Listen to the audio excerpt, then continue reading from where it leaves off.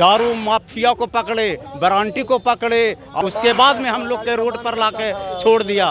कब मार देगा, कब क्या करेगा उसका कोई को जहर घोल के पिला रहे हैं। मेरी मांगे पूरी करो, पूरी करो, पूरी करो।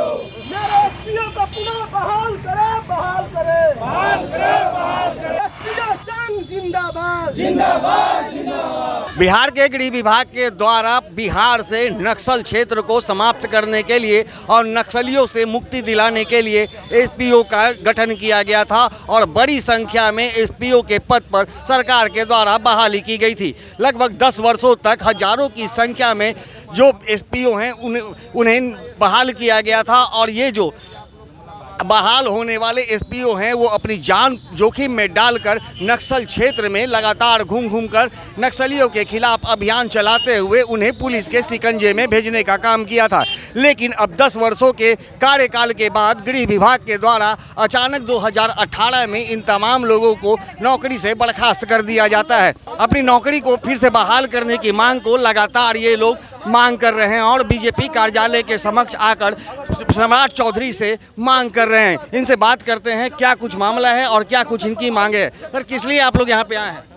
हम लोग आए हैं रोजी रोजगार के लिए। हम लोग को 10 साल खटवा के हम लोग के रोड पर ला गया है। दारू माफिया को पकड़े, ब्रांटी को पकड़े, औरत सोया हुआ था उसको हम लोग पकड़ के लाए, उसके बाद में हम लोग के रोड पर ला के छोड़ दिया। बाल बच्चों को हम लोग घर से नहीं निकलते हैं। कब मार देगा, कब क्या करेगा उसका कोई ठीक नहीं है। कि बहुत सा जेल में सब अंदर चला गया है, वो कब आएगा, कब किसको मार देगा उसको कोई अथी नहीं है। किस तरह आप लोग काम करते थे क्षेत्र में? हम लोग का सूचना संग्रह करना था, लेकिन हम लोग के थानेदार एसपी सारे को ले जाके कि ब्रांटी का पकड़ो, दारू पकड़ो, ये पकड़ो, वो पकड़ो, जाके हम लोग के ज़बरदस्ती पकड़वाता था, जाता था। हम लोग के हाईलाइट कर दिया हम लोग का और लास्ट में रोड पर ला दिया हम लोग के। हम लोग कहाँ जाए अब लोग? अब क्या चाहते हैं? हम पुनः बहाल चाहते हैं। पूरा बहाल चाहते हैं। आप लोग 10 सालों तक सेवा दिए, लगातार कितनी परेशानियां हुई थी और अब किस तरह का परेशानियों का सामना करना पड़ रहा है? परेशानियों का सर देखिए, एक हाथ का हमने हो गया जो है अपराधियों द्वारा एक्सीडेंट करके जान लेने का प्रयास किया गया, जिसमें एगो हाथ मेरा डैमेज हो गया है।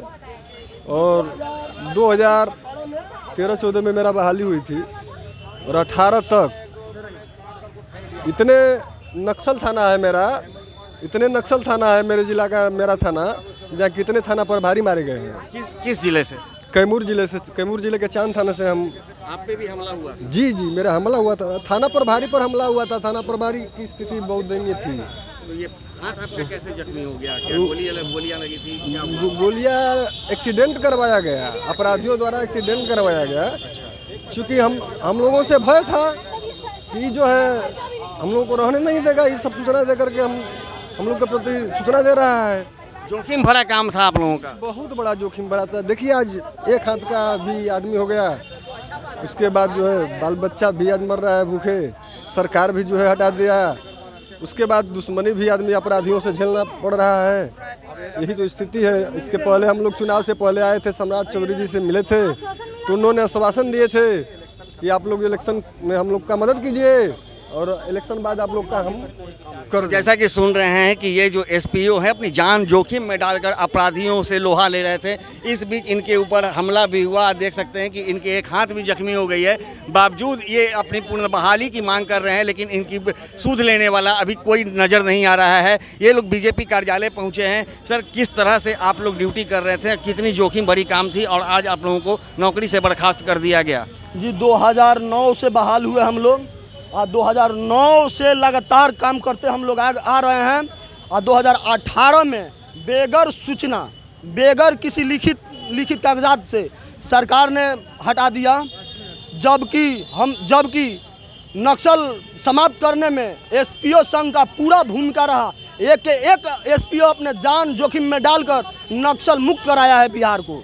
और उसके बाद जब सरकार का काम निकल गया तो पहचानता कौन है, मारा लात साइड कर दिया। इसी को लेकर के हम लोग आए हुए हैं। लगातार सरकार से गुहार लगाते 18 से लेकर 24 हो गया। लगातार 4 सालों 6 सालों से लगातार सरकार के पास गिड़गिड़ा रहे हैं। सरकार हम लोग की बात आज तक नहीं सुन रही है। अब क्या कीजिएगा तुम? अब हम लोग यही करेंगे। सम्राट चौधरी जी माननीय उप मुख्यमंत्री जी हम लोग को बुलाए हैं, आश्वासन दिए थे, उनसे मिलेंगे। अगर हम लोग की मांगे पूरी हो जा रही है तो बहुत बढ़िया, अगर नहीं होगी तो हम लोग भूख हड़ताल करेंगे और शांतिपूर्ण हड़ताल करेंगे।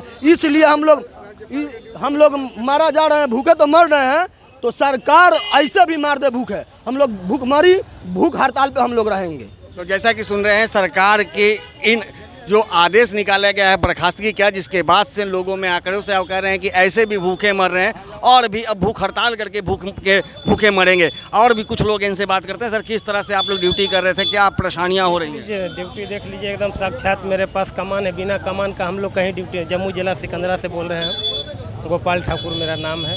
हम 2009 में बहाल हुए थे, 18 तक चौथा महीना तक, तीसरा महीना तक वेतन उठाए हैं। उसके बाद सरकार हम लोगों को हटा दिया है।